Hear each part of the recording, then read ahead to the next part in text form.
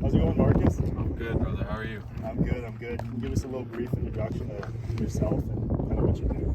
Yeah, so I'm Marcus Kentner. I'm 28 years old. We're in Kelowna, BC, Canada. Not to dox myself too much, but that's the reality.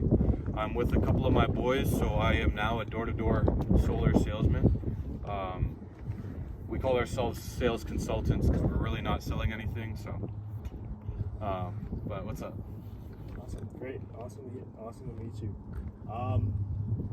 So let's say, What led you to come to Kelowna to be a sales consultant? You know, I didn't actually come to Kelowna to be a sales consultant. Long story short, I got here a year ago in hopes of getting into a different industry, which was actually real estate. I was actually really eyeing the real estate here in Kelowna because at one point it was actually named the fastest growing city in Canada. And I also heard that the weather's absolutely fantastic, one of the sunniest places in Canada, over 2,000 hours of sunlight. So I'm like, man, that sounds like a dream. So that's what actually brought me to Kelowna. So what led you to go astray from real estate and choose solar? Do you want me to keep it absolutely real with you? Let's hear it. I failed my real estate exam twice. Okay. You only get 2 shots when you sign up for the BC real estate, examination.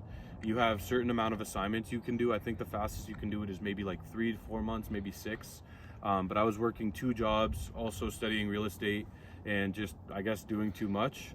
And multiple choice has never been my strong suit. So I failed out of that, and I literally just thought I need to pivot because I was working in food and beverage, and I was like, man, this isn't making a difference. You can survive, but you're not going to exponentially change yourself unless you want to slowly stack. It's very different if you're living at home with like parents and family, but the food and beverage industry is a tough place to grow. So I was looking for something to move faster. okay, so now that you're a door knocker and you're kind of in the sales industry, where would you want to see yourself go with this? It's just so exciting to see because the sales industry, the doors completely just open with your ability. Like you can climb all floors in sales just by working hard and getting talented, where not every industry is like that. There's like these hidden glass ceilings. You have to go through formalities and, different time spans, where sales is like, it's like a rocket ship, man. If you can perform, you can change your life drastically fast. Awesome. Yeah. I know you're a former athlete. How do you think being an athlete has transitioned into being a salesperson, knocking the doors, kind of going on everyday life now? Oh man, so many ways do sports translate to sales, and I've always heard that, but I've never actually felt that way because I've never had a leaderboard before. When you're working in food and beverage, like they might say, what the sales numbers are, but they aren't really indicative of what's actually going on there. It depends on shifts. When you're working in the sales force where you're 4 days a week, you're 6 days a week, and there's a literal leaderboard at the end of every day, it's very easy to get into that competitive spirit that sports is. It's actually insane.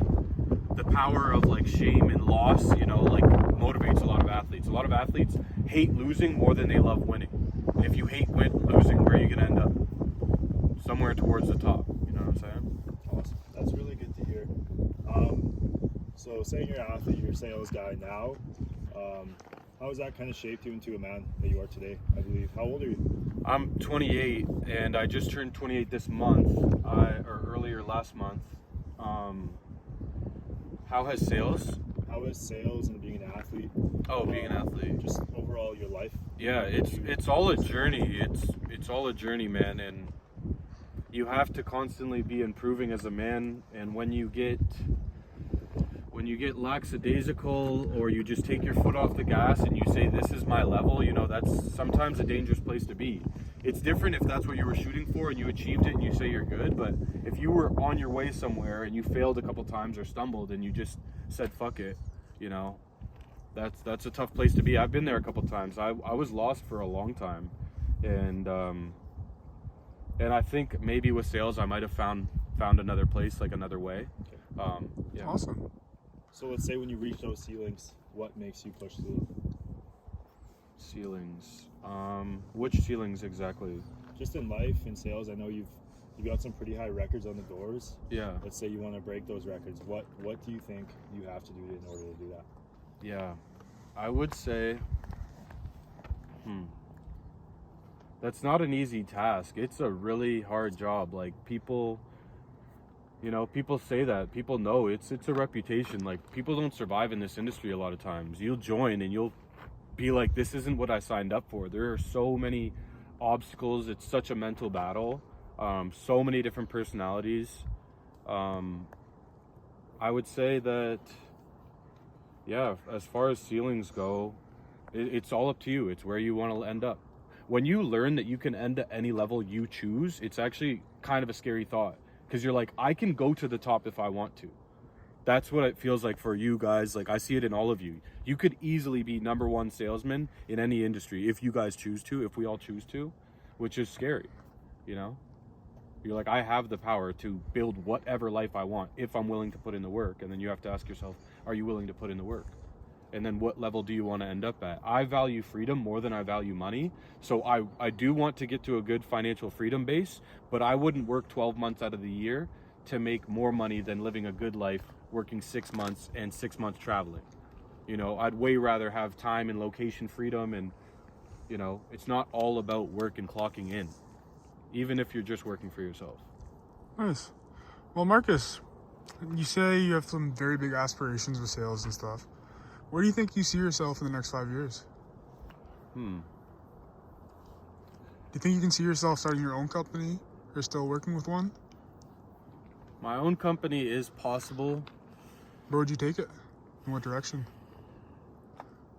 I'm not sure yet. I think you need to become a person of character and kind of document your process before you start anything. Because in these days, it's all about building a personal brand that people know and built through legitimacy and authenticity. The biggest streamers and the biggest creators online in the world right now, you like them because you feel like you know them.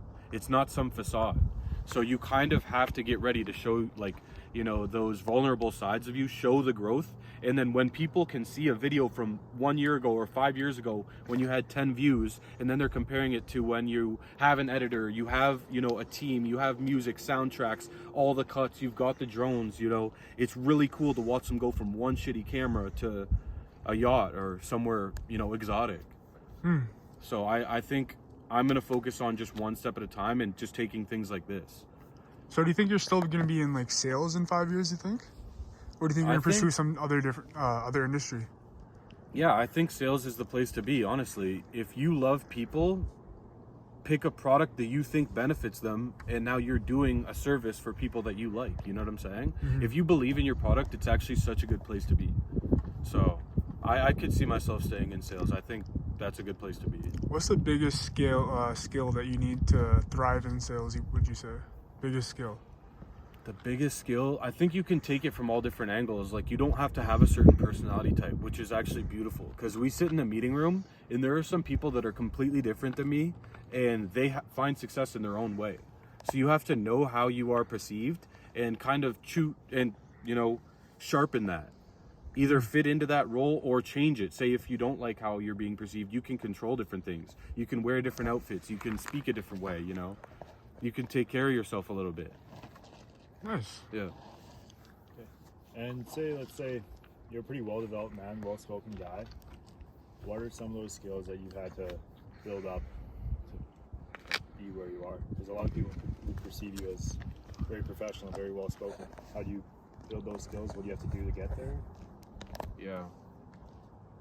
To be well-spoken, you need to speak to people. Sounds stupid, but I was working in the service industry. I talked to strangers every single day for over 10 years. So before I was in sales, I've dealt with all these awkward situations. I've dealt with Karens, I've dealt with pissed off dudes, I've dealt with, drunk guys, drunk girls, good people, bad people, people that want to ruin your day for no reason.